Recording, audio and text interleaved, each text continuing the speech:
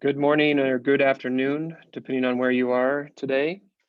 Welcome to this third episode of Vietnam's webinar series for setting up in Vietnam. Today is about labor code and hiring strategies.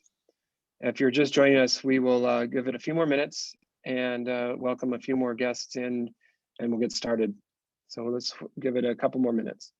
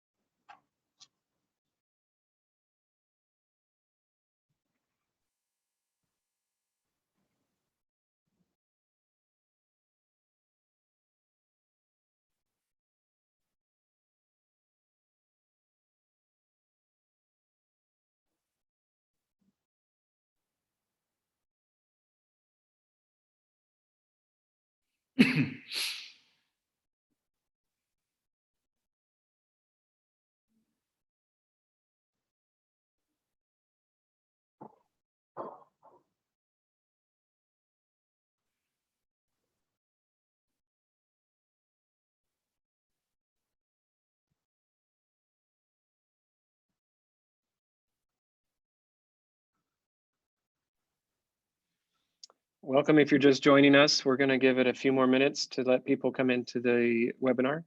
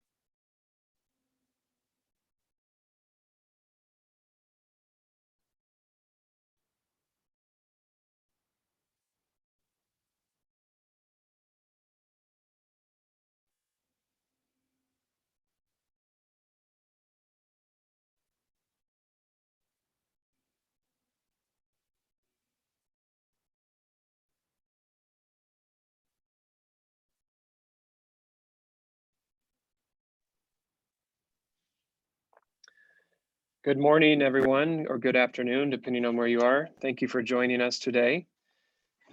This is a webinar series, BritCham Vietnam, episode 3, Vietnam's labor code and hiring strategies. It's third in a series of webinars we've been doing for the UK audience. My name is Brian Bullock. I'm the executive director of BritCham Vietnam. So welcome. Okay, next slide. Just a little bit of background of BritCham. British Chamber of Commerce was formed in 1998 as a small business club. And its aims is to support Vietnam and UK business links while raising the profile of Vietnam in the British business community as well. We're an accredited affiliate member of the British Chambers of Commerce. BritCham Vietnam, in association with the DIT, Department of International Trade, is committed to promote strong business links between Vietnam and the UK. The BritCham Vietnam Business Center was founded in 2014, and its mission is to facilitate better trade ties between British and Vietnamese companies via a range of our bespoke trade services, which I'll explain in the next slide. With BritCham Vietnam, we have business matching, where we can partner you with one-on-one meetings with potential clients. We have business services events like trade missions, and we can do virtual trade missions, product launches and seminars. We can help you set up your business in Vietnam. We provide market studies for sectors. We provide business development representation, which is a professional service to help strengthen your existing engagements. And we explore your export opportunities to Vietnam through DIT's portal and opportunities. With that, I'd like to go ahead and introduce this webinar. This webinar will focus on the HR aspect of business in Vietnam, in particular, helping prospective employers understand the labor code, labor law, and insight on how to recruit and maintain your dream team in Vietnam. Our first speaker is Mr. Colin Blackwell.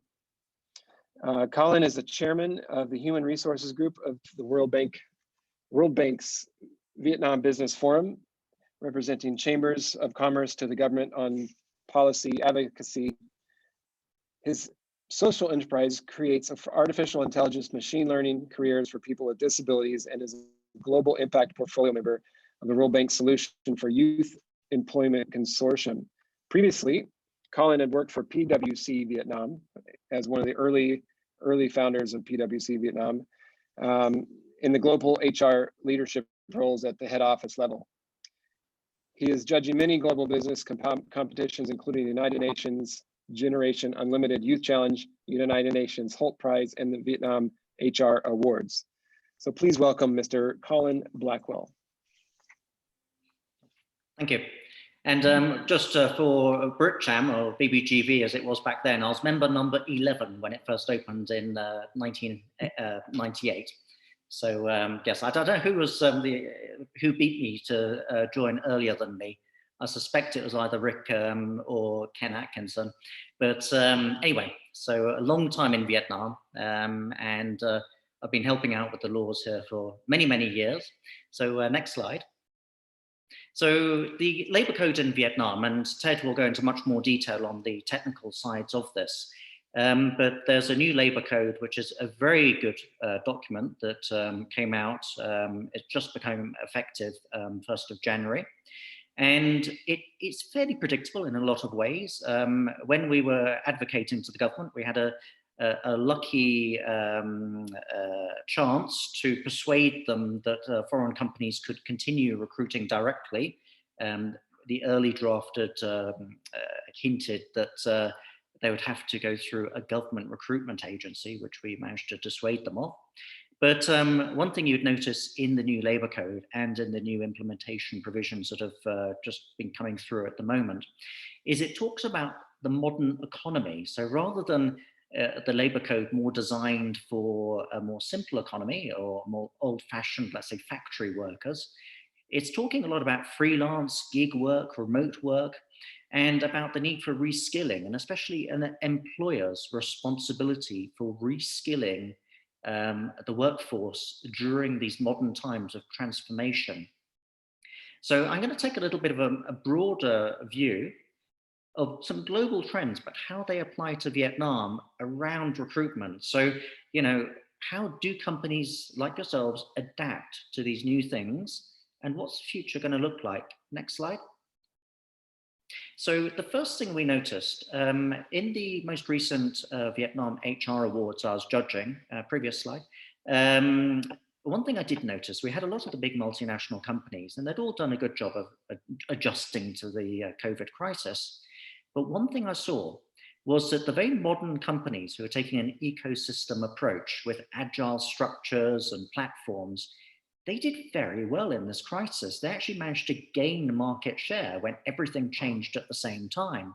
Whereas the more traditional companies who were taking the old-fashioned approach, they lost market share and really suffered during this. So a lot of the transformation talk we had, you know, we were wondering, you know, is this real? But when the crisis hit, we found out, yes, it is real. And if these become survival skills for companies.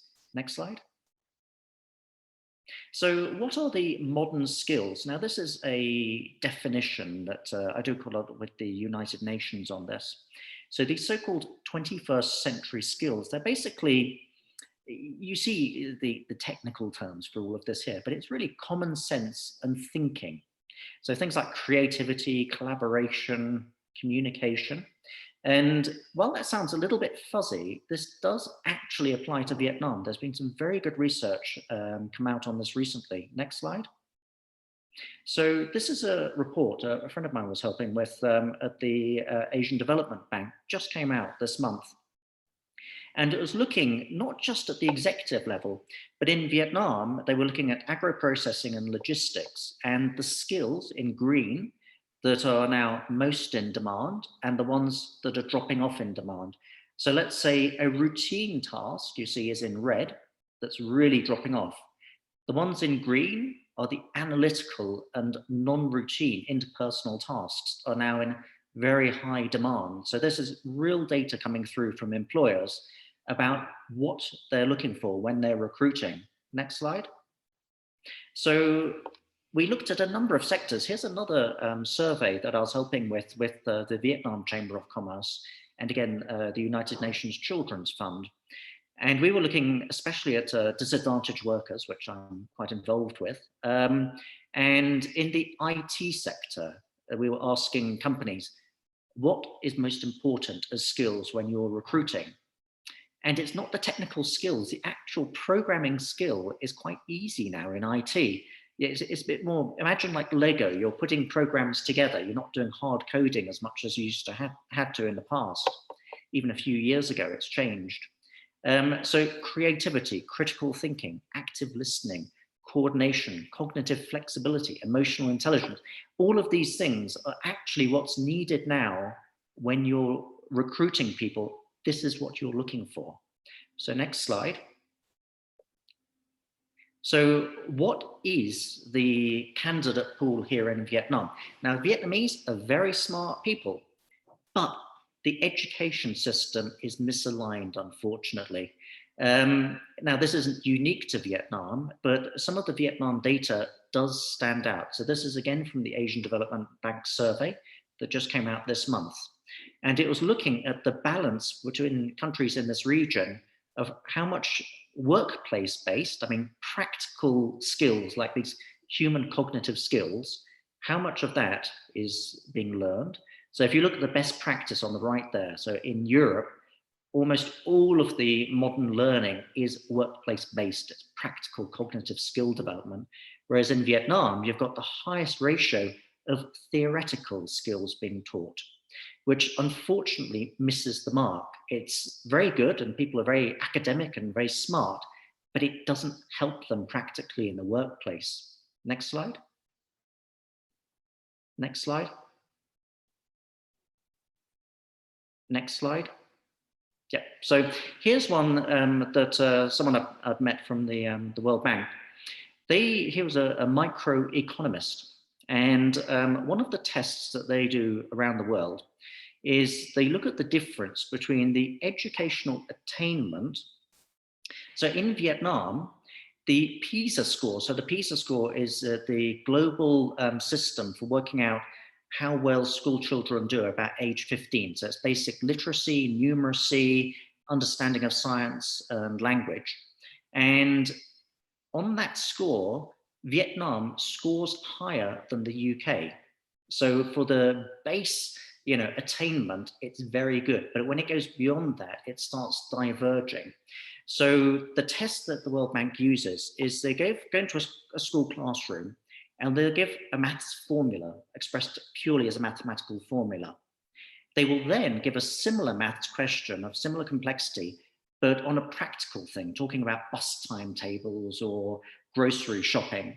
And then they'll compare the scores between the two of those.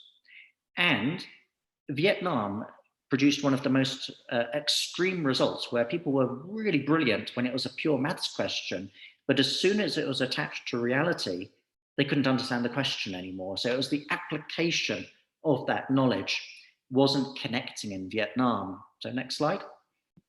So my kids go to one of the schools here, and this is one thing that I see from their learning and under an international system. So at the bottom of that pyramid, you have just remembering. So this is a lot of the Vietnamese education system is repeat after teacher, rote learning. But that in the modern world doesn't really do much because the computer does that for free.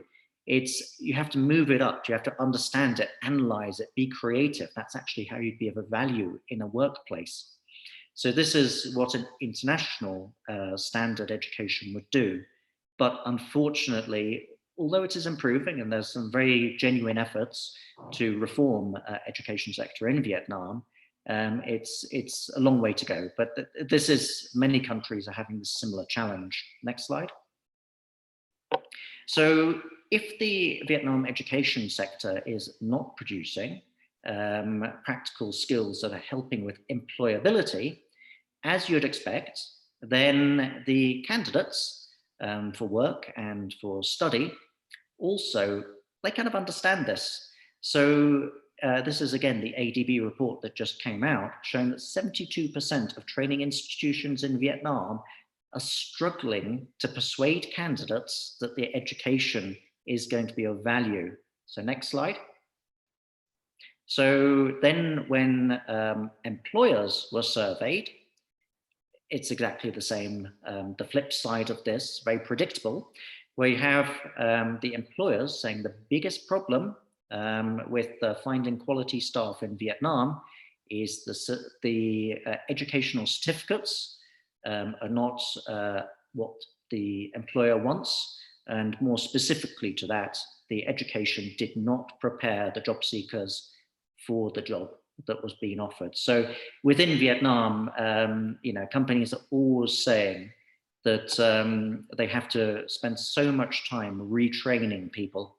And that's one thing to really, factor in. You've got some amazing potential, young Vietnamese are so enthusiastic, hardworking, they're very positive attitude, very smart. But unfortunately, you have to start from the beginning in training them to the practical modern workplace requirements. Next slide. And this is just a bit of a view of how the world is changing a little bit as well.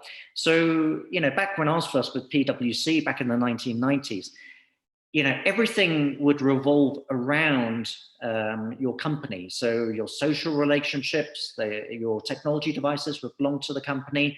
Your learning would be attached to the company, because you'd be in a job much longer. I was a decade with PwC, and of course, the company's much more central to what you're doing. But now in the 2020s, this is all diverged. So a lot of people I'm working with at the moment, for example, they're gig employees. So they're all over the world and they're working with me on one project at a time. And of course, their learning and development has nothing to do with me. That's entirely their own thing.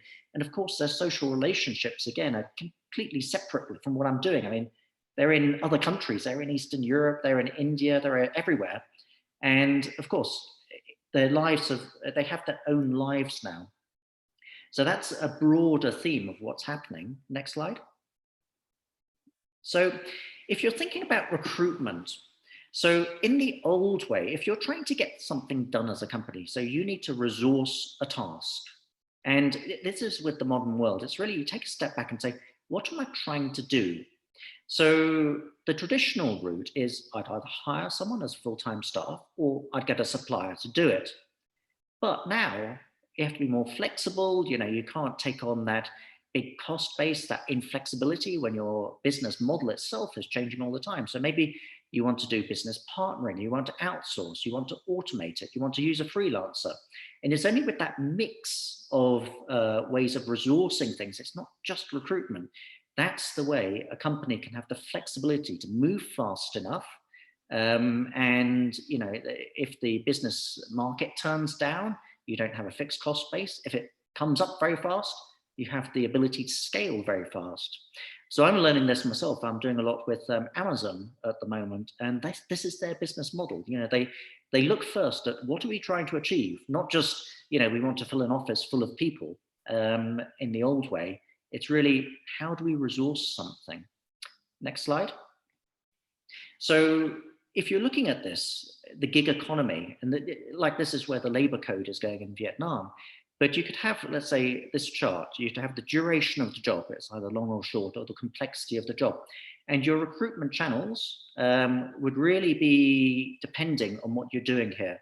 So these are the global ones that from the UK you'd recognize. So if it's a very easy job for a long term, you'd go, you'd talk to your local job center in the UK.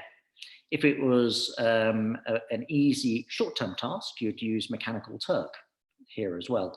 Whereas if it's a long-term difficult task, you'd go on here, and someone like Vietnam Work. So there's a range of different technology approaches to recruitment, depending on what kind of job it is. It isn't just that one category of full-time, long-term jobs. Next slide. So also, depending on the way you've recruited someone, so the traditional employee, yes, you do need it if the task is, let's say, very confidential or critical to your company mission. But if you get it wrong and you do a full-time job on something that could have been done a different way, you'll find there's a mismatch, not just in the recruitment method, but in the compensation and organization method. So if you're paying someone for time, so the longer they sit there being busy, the more you're going to pay them, you may create, if the job is not properly structured, you may create a false incentive where you're paying them to look busy, not to produce a result. If you actually wanted a result, you pay for that result. So you go to the gig economy and say, look, I'll pay you $500 when you've finished this bit of code. Or even within a company, what will happen in the future is you'd even have a blockchain contract. So the entire compensation is the incentive, is the bonus system. So this is where it's going towards in terms of linking recruitment, incentives, and performance in the HR world with the new technology. Next slide. So again, imagine you want to resource something, and rather than just go to the traditional recruitment model, what about if you force yourself to look at this? So is it a repetitive task or a thinking task? If it's a repetitive task, you either automate it, which is the best way, or you outsource it. You don't want that necessarily reducing the dynamism of your ability in the office. If it's a thinking task and it's something not so confidential or proprietary, you can give it to a freelancer, so you've got a flexible cost base and a better incentive system. Or it could go to the traditional recruitment. But you see here, out of your entire mix, maybe only 10% of it would be a traditional employee when you're trying to resource. So this is applying to Vietnam as much as it is to, let's say, somewhere like the UK. Next slide. So the work, for example, I'm doing with Amazon at the moment. Now, I've got an alliance between South Africa, Bangladesh, Amazon, Singapore, and ourselves in Vietnam. And we would only be able to complete the task if we're all working on this together. And it isn't that I'm a customer, they're a supplier, or something like this. We're part of an ecosystem. So only combined would we be able to do the task. So it's an ecosystem of equal players, but all with different roles. So it's an organization. So the whole thing, I mean, Ted would know this very well, being an organization specialist, but the organization is becoming more complex than just a traditional company. You may have followed in the news all this thing about the hedge funds being hammered by Reddit groups who are using mass buying power to counter short positions in the hedge funds.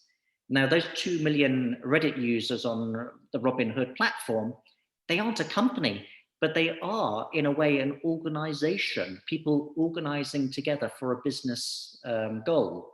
So the entire business ecosystem is really redefining itself in the modern world, which the technology is just now allowing. Next slide.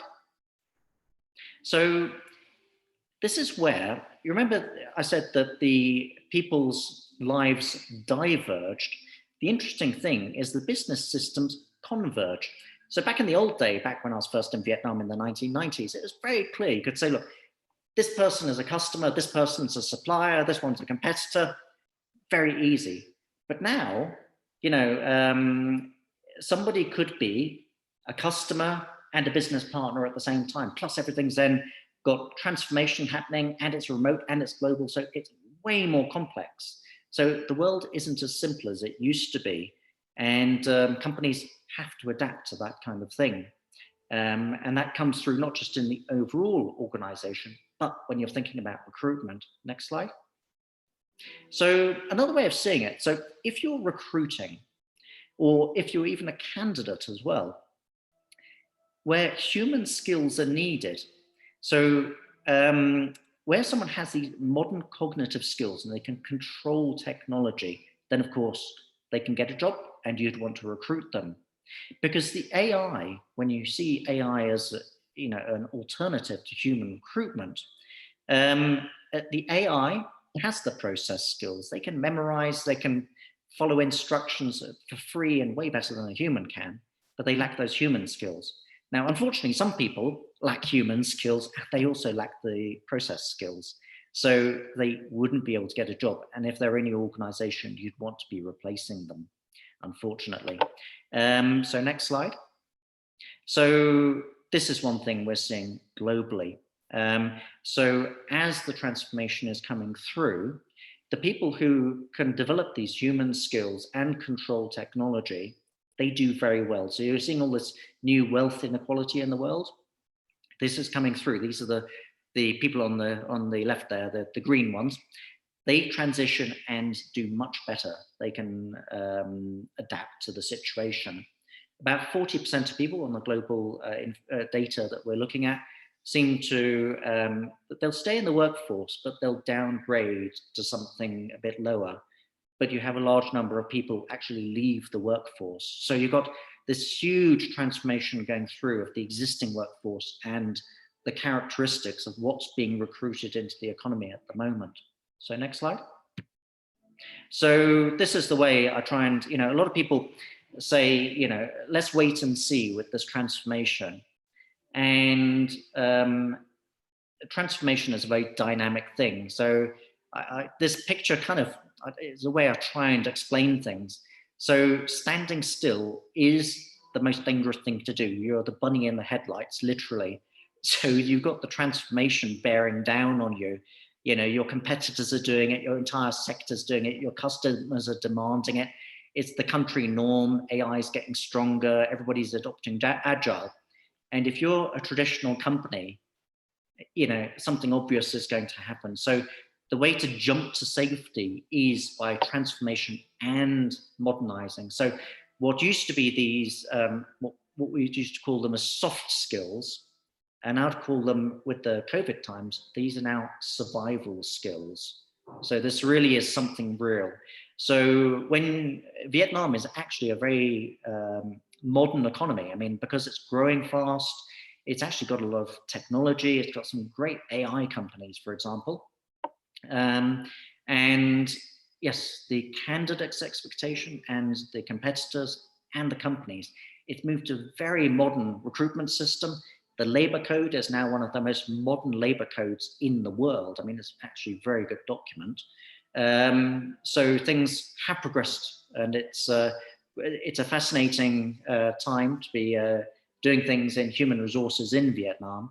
But that's like the overall picture, the way I'm seeing it, of the global trends, transformation, and specifically for Vietnam.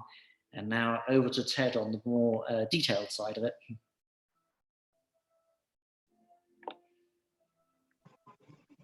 Thank you, Colin, for that really interesting brief on the labor market here, and for tying in the market in the United States of GameStop. That was a good one. So our next guest is Dr. Ted Nguyen. He's a senior advisor at the Big Four consulting firm, actually at PwC. He's previously head of HR and of several top local international companies. Ted was born in Vietnam and grew up in the United States. And after working 20 years at various multinational companies and completing his master's and doctorate degrees at Columbia University in New York, Ted decided to return to Vietnam to help his birth country. While in the United States, Ted published the 3 best practices in internal organization development journals and served as chair of Global Committee on the Future of Organization Development. Please welcome Dr. Ted Nguyen. Thank you, Brian. Hi, everyone. Next slide, please. So today, I'm going to share with you a brief overview of the Vietnam labor market and then I will share with you about the talent management solutions and with the business culture for working in Vietnam. So then you get a brief overview of how the labor market works, the social system, and some of the points that I'm going to be sharing with you are very similar and complementing to what you heard from Colin. So Vietnam overview, very young workforce. When you look at it, we almost 100 million, and the median age as of last year is only 30 years old, and 60% of the Vietnamese people are under the age of 35. So very young workforce compared to the regions. Of the 100 million, then you have like about 53 million people employed. And when you look at that, and you look at the average annual income, it's pretty low. It's about 2,715. And so that's give you a brief overview of the Vietnam, the population, the number of working adult, and the average annual income. Next slide, please. So when you look at the labor market in Vietnam, there are a few risks that may be worthwhile to notice. The education, as Colin has mentioned, and focusing on the practicality of the education system. So when you look at the education, Vietnam has made significant progress over the last 20 years. When you look at the education level, that the literacy and primary enrollment is pretty high, but after the primary school enrollment, then things tend to drop off significantly from there. And in subsequent slide, I can share with you more about the education picture. Availability of the labor. Vietnam has a large availability of labor, but lacking significantly of highly skilled worker. Because the majority of the labor are located in the rural area. So that means that many of the potential employees are not readily available in the larger urban area, such as Hanoi and Ho Chi Minh City. And with the low per capita healthcare spending, it also affect the worker productivity due to lifestyle illnesses and absenteeism. The labor cost in Vietnam is really good, while the minimum wage in Vietnam has increased steadily over the past few years. As you can see from the chart there, that the labor costs remain very competitive. Next slide. In education analysis, Vietnam achieved almost universal primary education in terms of enrollment. So it has one of the high enrollment rate in the region of 98%. But after the enrollment, then we began to see that it dropped off in terms of the secondary education. So going into secondary, not that much, especially in the rural area. So when you look at, for example, net secondary enrollment rate stand at about 60, which means that historically, 76% of Vietnamese who completed primary school, only 62% of the population went on to enroll in secondary. So this creates a skill shortage of the work competitiveness. And tertiary education at the college level and beyond high school, you see enrollment in tertiary has grown significantly over the last 10 years or so. So the quality of the university continue to be increasing. However, as Colin mentioned earlier, that there is a concern about the quality of the soft skill proficiency level. Next slide.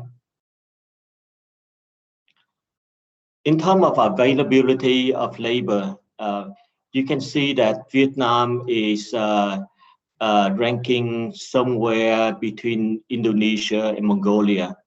So when you look at the 10 regional bloc, the challenge that possessed here is that the brain trend. So a lot of the worker actually located out of the urban area.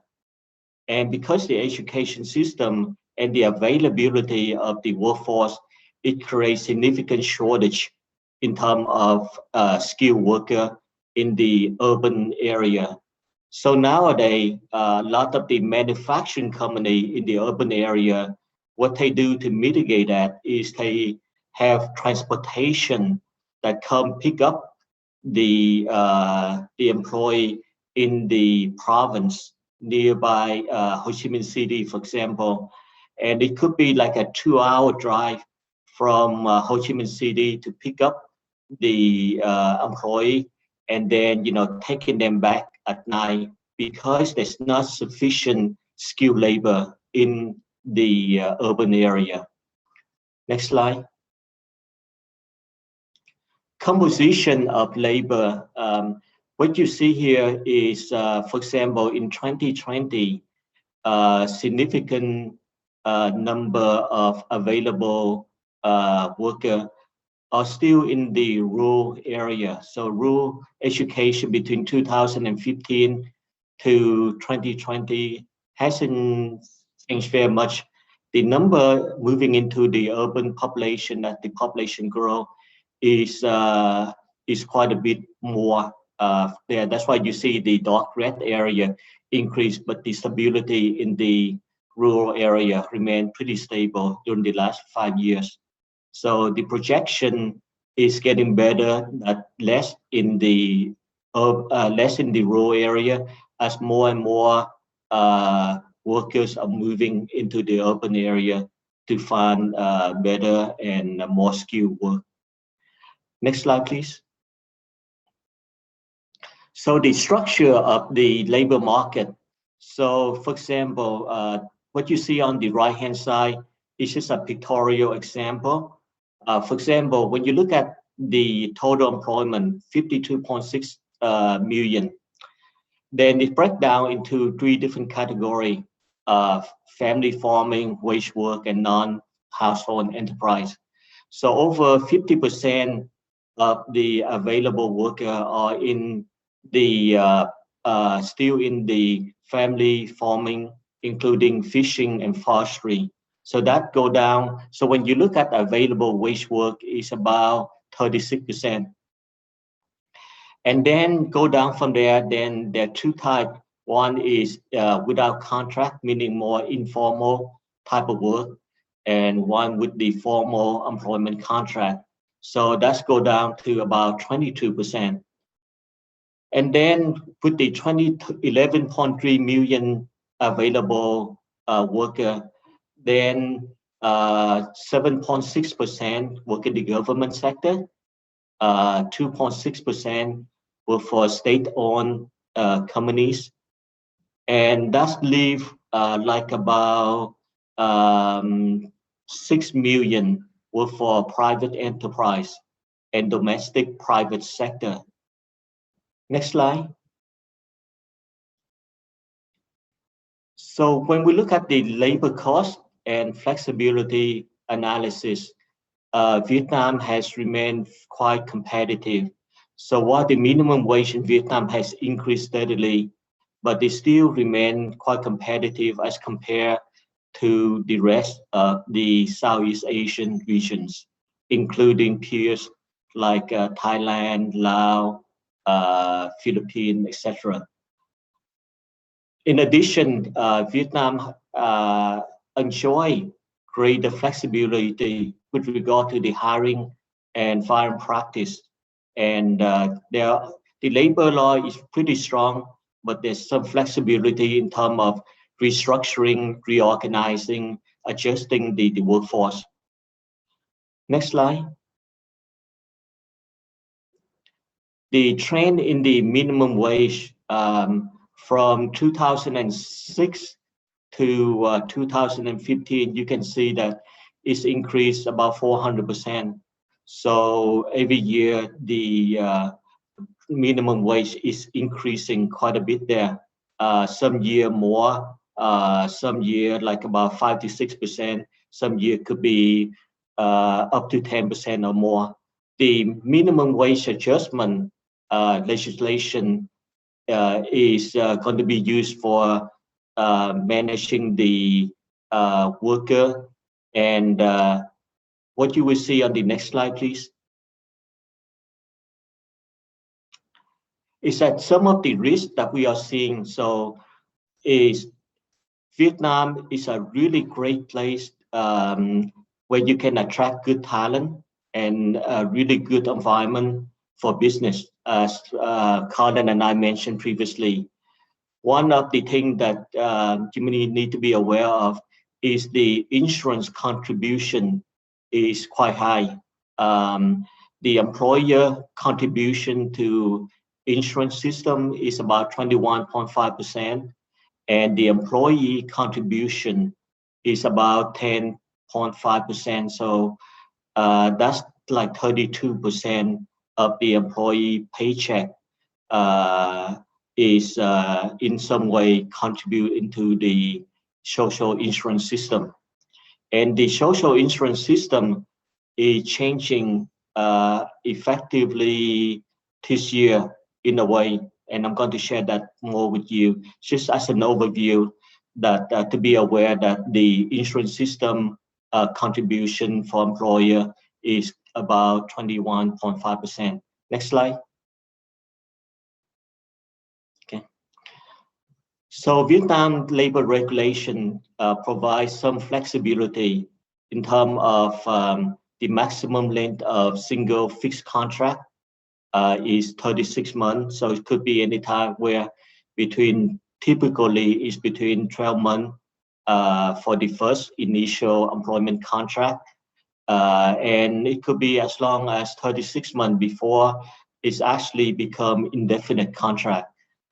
The number of work days per week for the service sector and the manufacturing sector tend to be 6 days. For the office employees, 5 days. The minimum length for maternity is 6 months, and maternity pay leave is mandated by law. The redundancy dismissal due to redundancy allowed by law, yes, so that's make it a little bit easier as you look at the restructuring needed in the labor force. And the notice period tend to be somewhat reasonable as well in terms of, let's say, for example, if an employee need to end the contract, which is a single fixed contract, it's about 30 days, and the indefinite contract is 45 days. Next slide. Okay.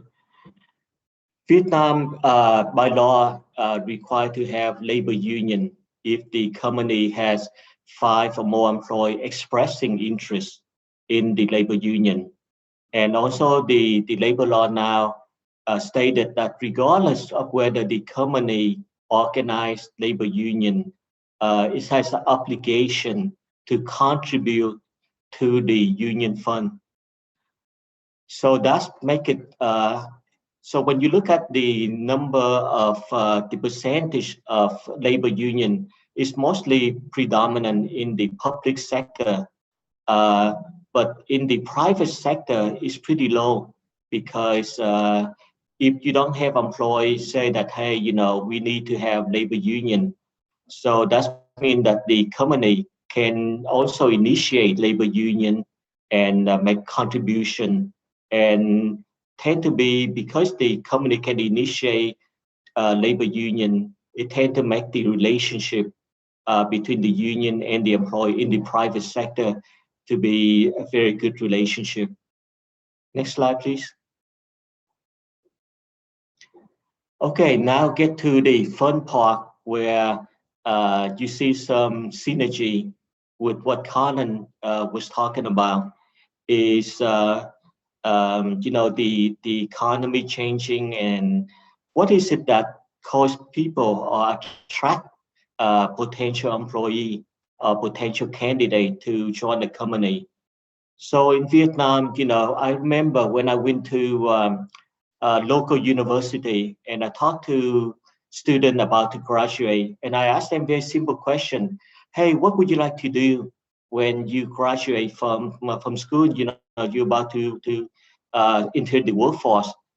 And almost all of them, I would say 95%, tend to say, hey, we want to work for a multinational company.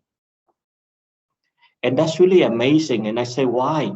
And I think the important thing is the employer branding.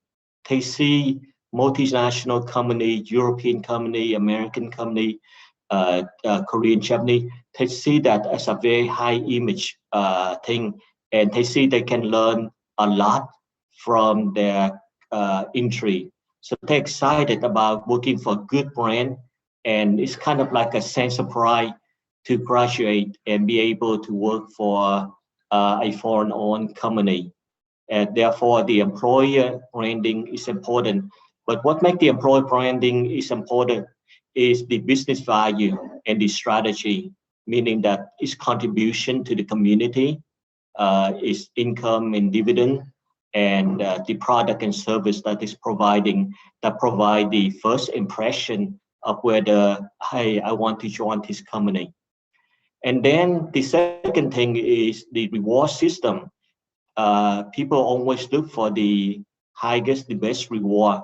So what kind of reward and flexibility in terms of the reward mechanism with the new economy? Some people want to work at home.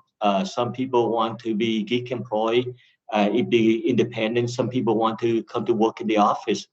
Some are young, some are mature. So the total reward system had to be recognized and have to be able to fit the trend of the employment currently.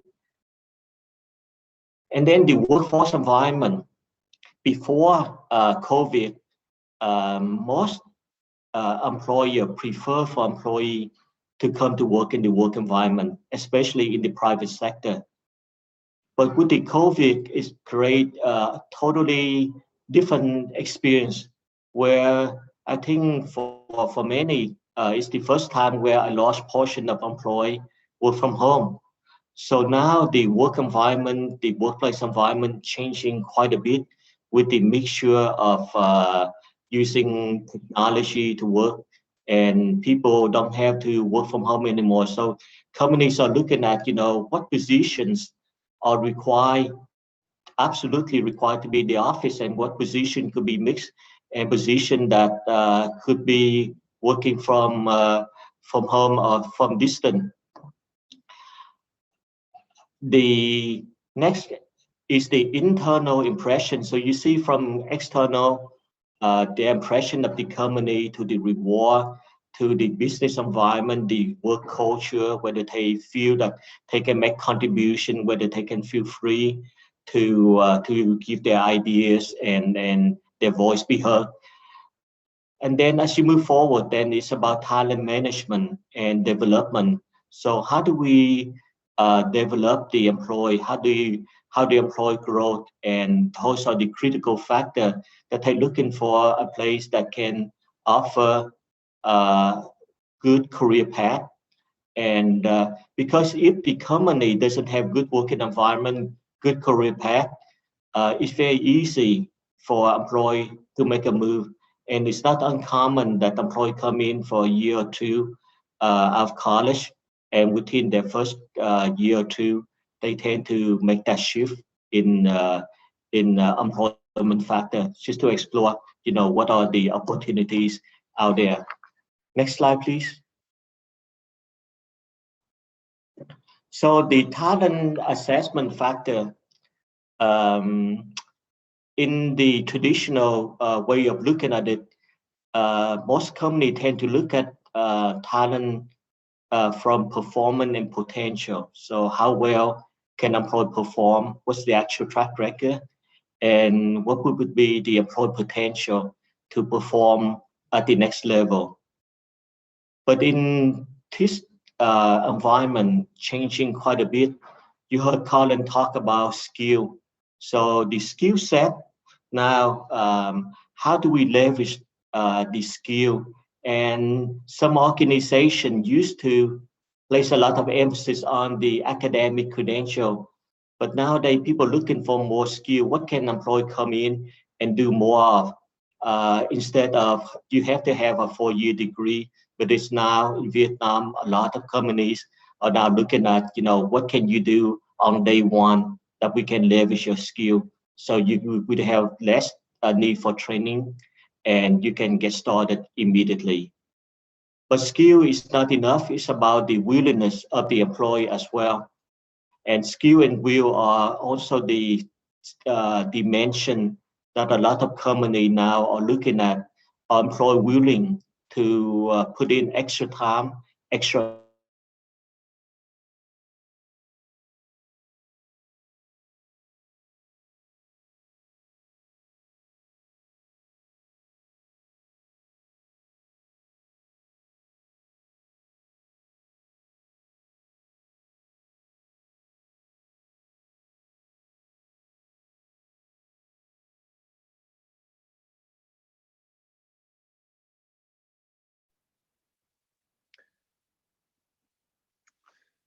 Hi, everyone. It looks like we might have temporarily lost Dr. Nguyen. Colin, are you still there? Unmute. Yes, I'm still here. Okay. So perhaps he'll come back, but let's go ahead and we can ask a couple of questions to Colin that have come in during the webinar, and I'll go ahead and read it off here. Let me know if Dr. Nguyen gets on again, if you contact him. Colin, this is a question. It looks like an offsite IT company. So they're looking to recruit remote workers or freelancers in the tech field, such as data science, data engineers, working for Vietnam enterprises. This person wants to know what the average salary for fresh, junior, senior, and what are the tax and declaring personal taxes in Vietnam? That's a question for another PwC webinar. Coping with long-term pandemic, we plan to recruit virtual conferencing monthly, direct interview, and choose out candidates confidently. Is this possible? Sorry if that's a little confusing. It's kind of brief. Yep. So almost all of the workers I have in Vietnam are remote workers. I've never met them in person. So the tax implications, so if they're a freelancer, not on a regular employment contract, then you're just withholding 10% tax. And they have to sort out at the end of the year their tax return. If you're from Vietnam recruiting international freelancers, that gets very difficult in terms of payment and everything like that. But within Vietnam, it's quite common actually, especially with the pandemic, that you have freelance workers. So you look at the contract type. So they could be even on a contract as an individual supplier to you as well. Hi everyone, can you hear me now? Yes, yeah. Thank you, Ted. We just took a quick break to answer a question from the audience. Go ahead and pick up where you left off. Okay, sorry. Next slide, please.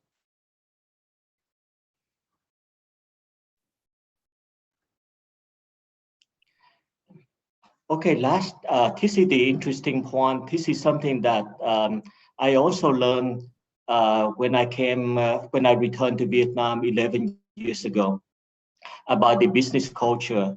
Why is the business culture important? Because it's affect how we do recruitment, how we interact with one another, and it's affect the workplace environment and with the talent that is worthwhile to get an overview of these 5 factors. So the first one is hierarchy. The business organization in Vietnam tend to be quite hierarchical, that decision and ideas tend to be generated at the top. So employee who graduate from college, as Colin mentioned earlier, that they might not have these necessary practical skill. So as they come into the workplace environment, the natural tendency is to look to their immediate supervisor or manager to direct them on what to do. So over a period of time, so I see that new fresh graduates come in, they tend to be more of, tell me what I need to do, and also tell me how to do that, because they may lack of the practical skill or performing the job. So the business hierarchy tend to be from the top down. And at the very senior level, CEO level, sometimes you see a lot of decision that get pushed all the way up to the top. And sometimes employees say, hey, I am frustrated, I'm worried I have to get so many signatures. But the problem with having to get so many signatures is the concern from senior management that are my employee capable and can they do everything right without me, double checking things. So I might as well check before we sign off on many of the decisions that normally in other culture may not need to rise up to the senior level desk. The meeting, during the initial meeting, especially with government official, you can expect that not too much business, but more time to get to know. So spend time introducing small talk, talk about something in common. So it takes a few meetings to gain the trust before any kind of serious conversation can take place. So if you are not prepared to make small talk and just build relationship, it may be very difficult to interact and engage. Group dynamics. Vietnam is a collectivism society, which means that the group is often placed over individual. So family and community concern will almost go first. So with that in mind, it's a little bit different from the US where I grew up in, that is more individually perspective. So like many Asian Vietnamese, we try to avoid conflict. So I think Colin mentioned earlier about conflict resolution. So generally, especially when you look at the different regions from Hanoi to Ho Chi Minh City, it varies quite a bit differently. So, but in general, Vietnamese tend to avoid conflict when they can. And that's something that very uncomfortable for you to say, hey, you guys sit down together, you work it out until, you work it out. And then when you work it out, you leave the office. And that would rarely be happen. Saving face. Vietnamese culture consider face saving as consider face as a very important factor, extremely important factor. So that's something that as management interact with employee, we would have to be very cautious in terms of how we approach the situation, not to cause any kind of embarrassment or causing resentment. So it's always about, even when employee have performance issue, it may not be kind of like the straight from the hip approach, which won't work in Vietnam, but it's more going to be from the tactful approach that's very soft and ensuring that people don't lose face by getting negative news or affecting, in terms of the public conversation. And then the last one is Vietnamese have a way of saying mối quan hệ, which means the social contract, so network of trust. And in doing business here, the important thing is to have a lot of social network, very strong social network, because through social network, you can get a lot of things done, and you can get referral, you can get a lot of support, and a lot of time you get information from your social network and through the formal channel.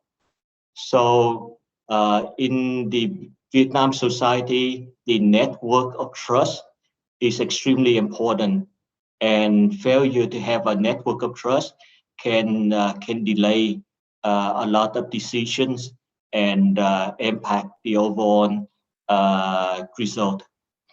I think that's my last slide. Back to you, Brian. Thank you, Ted. That was really informative. And welcome back. Thanks for coming back. Ted, I have a question for you if you're still there. This is from Nicholas Bouvier, a director of AEM, and he's asking about hiring foreigners. The Vietnam economy is foreseen to keep growing, and he wants to know what the requirements and policies are for foreigners or expats to join a company, and what kind of visas can be obtained. Sure, Nick. The hiring of foreigner in Vietnam is a little bit complicated because Vietnam government always prefer to hire for company to hire local labor, to hire Vietnamese labor. So before a foreigner can be hired, they have to meet certain stipulation. So the first is that generally company would need to post the position on their website or on job posting site and interview or post to look for local candidate first. So you cannot go out and immediately jump into hiring a foreign employee, but you have to ensure that within the 30 days that that you try your best in the local market, and there's not sufficient skill or capability that that position need to have that can be filled by local employees. So first is sourcing the local market first, and proving that it's lacking of the candidate pool that you need to have that. And then the second step is to submit your request to the labor department, and there's different step involved with that to get approval. So a lot of company, what they do is they already at the beginning of the year predict that, okay, this year here's my hiring plan. At some point of time, I'm going to need this position, that position. So the government always going to be asking as well is, what's your plan for labor, whether it's local or expat? And to have to be able to work in Vietnam, the expat need to have met about 4 conditions.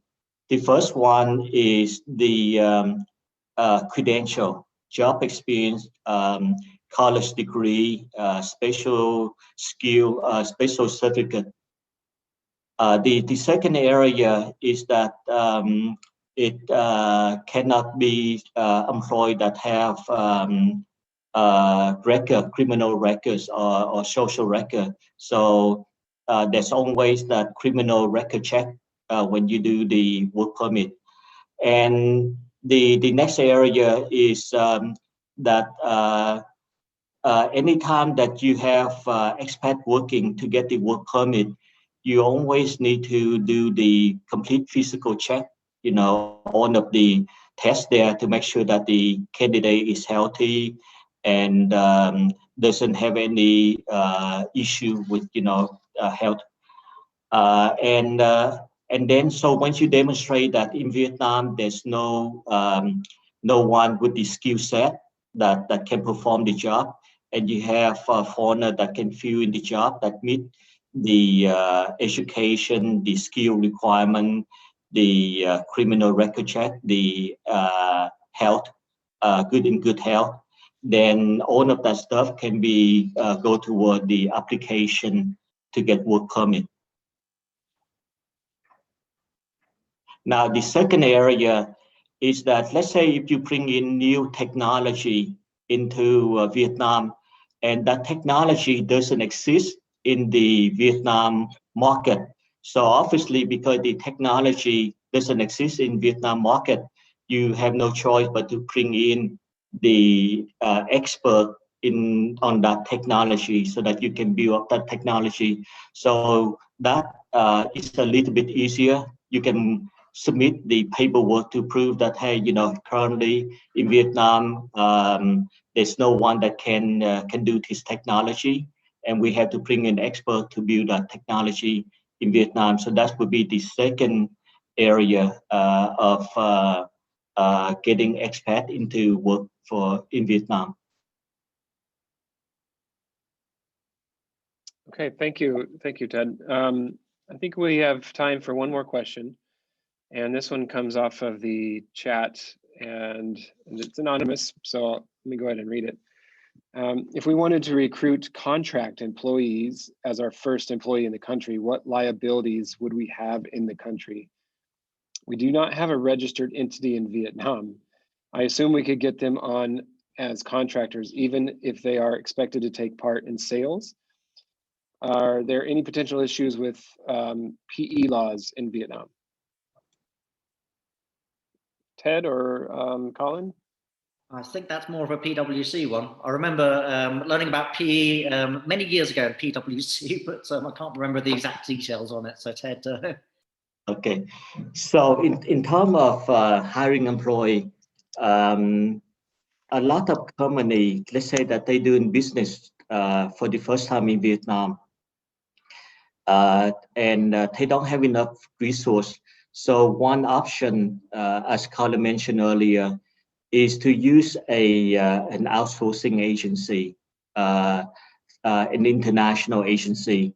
So the agency hired whoever that you need to get on board, and then you pay the agency the fee for that, and the agency would take care of all of the government social obligation.